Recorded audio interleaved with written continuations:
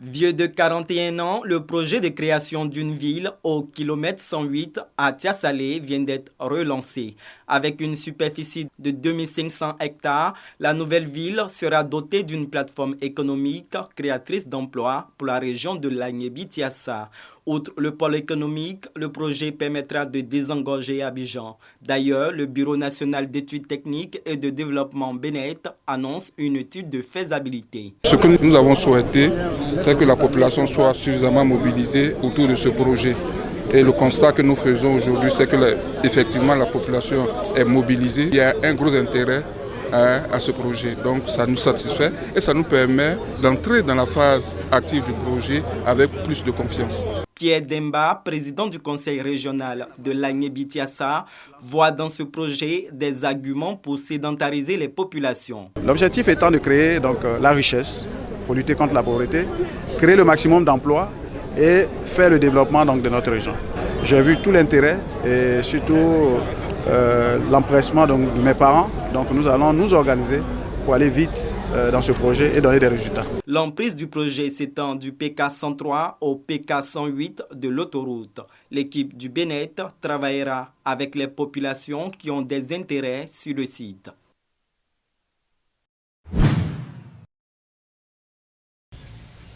Le compte administratif du président du conseil régional d'Unzi, enfin adopté.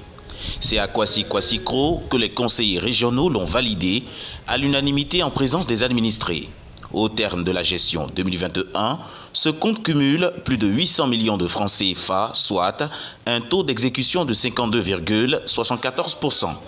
Un résultat positif et en concordance avec la PRI. Le président du conseil régional d'Unzi, Kofi Lataille, marque sa volonté d'améliorer le cadre de vie des populations. Si la population est satisfaite, c'est que je le suis. Merci au président de la République parce que c'est à travers le P1-2R, un projet qu'il a initié. On prie Dieu qu'il nous donne cette santé et cette force de continuer le travail en déployant sur le terrain la Côte d'Ivoire solidaire, qui est un des piliers de la mandature actuelle du président de la République. En 3 années, le conseil régional d'Unzi a réalisé 58 projets d'écoles primaires et de collèges et de 16 projets d'hydraulique avec la construction de pompes à motricité humaine. Ces derniers temps, il n'est pas aisé de s'approvisionner sur les marchés de la vie générale. Cette réalité est bien observable à Dimbokro, où il arrive qu'à propos du prix d'une denrée ou d'un produit, vendeurs et acheteurs viennent à lever le ton. Les clients se plaignent, les vendeurs se justifient. 2500.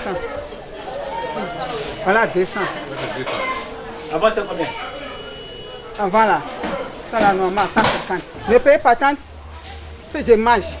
Le poisson qu'on achetait à 1000 francs est passé à 1500.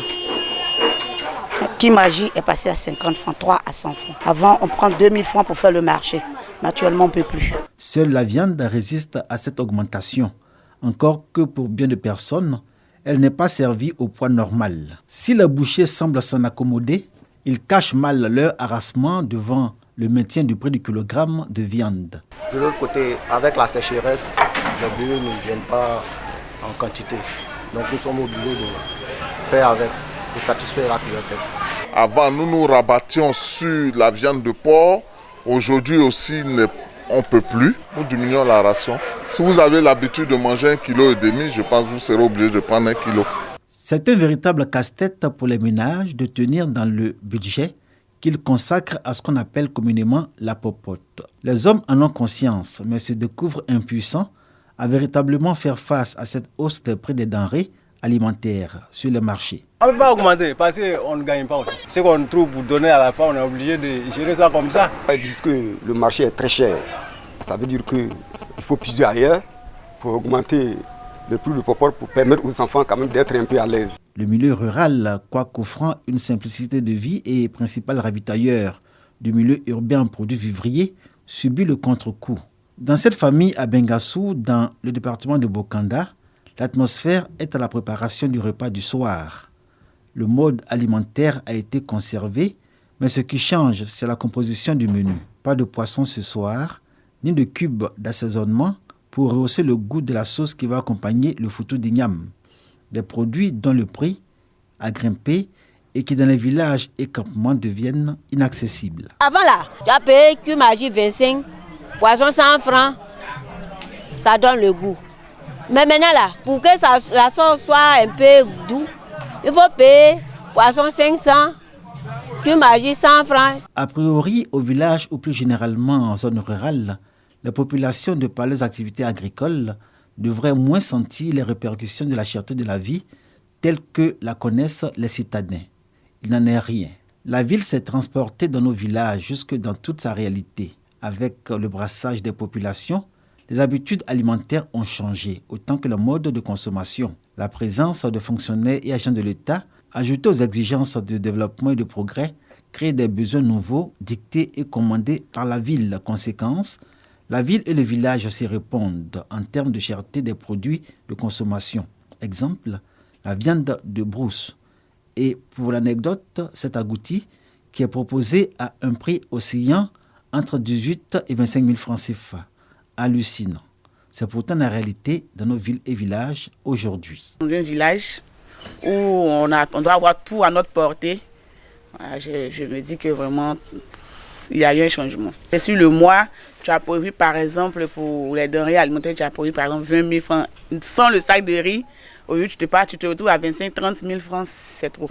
Avant, c'était plus avantageux dans les supermarchés parce qu'on avait quand même une marge qu'on pouvait économiser. Mais maintenant, c'est pareil. Le marché est légèrement un peu plus avantageux. Les gens profitent pour faire n'importe quoi. Et donc le ministère du Commerce est en train de prendre des dispositions pour contrôler les prix. Cette réalité soulève la question du pouvoir des agents du ministère du Commerce et de l'Industrie face à des commerçants toujours à la recherche du profit maximum. Ailleurs, les taux d'inflation sont au-delà de 10%, mais nous sommes autour de 4,5%. Il faut augmenter la production. Si cela est bien annulé, je pense que les marchés seront suffisamment approvisionnés et plus il y a des produits sur le marché, vous allez voir que les prix vont se réguler d'eux-mêmes. Villes, villages et campements de la région d'Unzi subissent tous les effets de la hausse du prix des produits de consommation. Le président de la région d'Unzi considère cette situation harassante comme un défi pour les populations. Dans leur habit d'ivoiriens nouveaux, des hommes, des femmes et des jeunes, travailleurs, inventifs à la recherche constante de ressources additionnelles et créateurs de richesses. Place publique de Naïo. Défilé des associations féminines de Naïo et de Saïwa. Des prestations de certains groupes de femmes et des parades. Nous sommes à la célébration de la Journée internationale des droits de la femme, édition 2022. Ces femmes réfléchissent sur les conditions de vie et leurs droits dans ces deux localités où la femme n'a pas accès à la propriété foncière. Donc communication et conférences sur l'égalité des chances pour un avenir durable.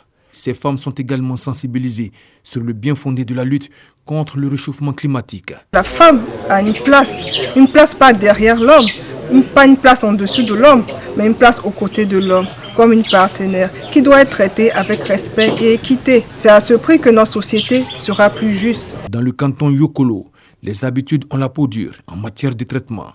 De telles célébrations permettront donc aux hommes de comprendre que le développement ne peut se faire qu'en bannissant les inégalités entre la femme et l'homme.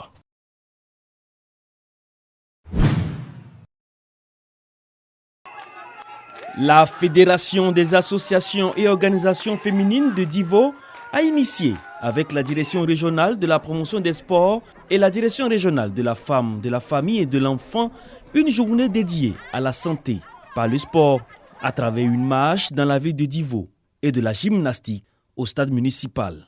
Nous avons choisi de faire une conférence pour comprendre pourquoi on célèbre la femme. Donc il fallait envoyer des spécialistes pour nous expliquer.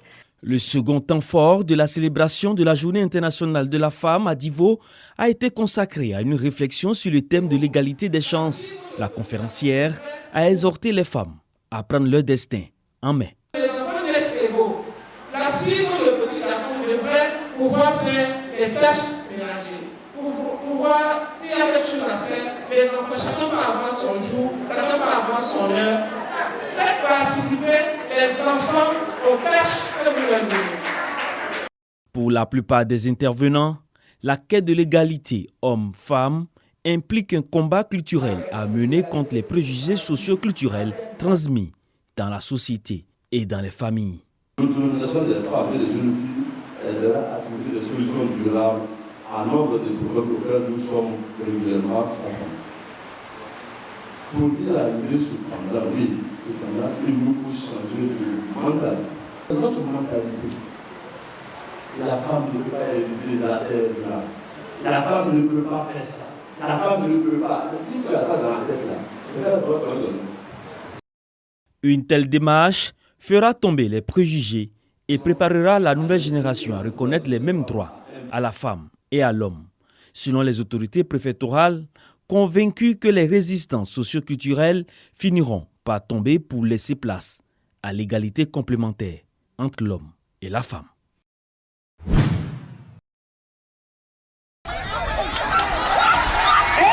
Une scène qui dépeint une situation de violence faite aux femmes dans les familles. Nous sommes à la célébration de la Journée internationale des droits des femmes 2022 à Gregbeu, une sous-préfecture dans le département de Zoukougbe.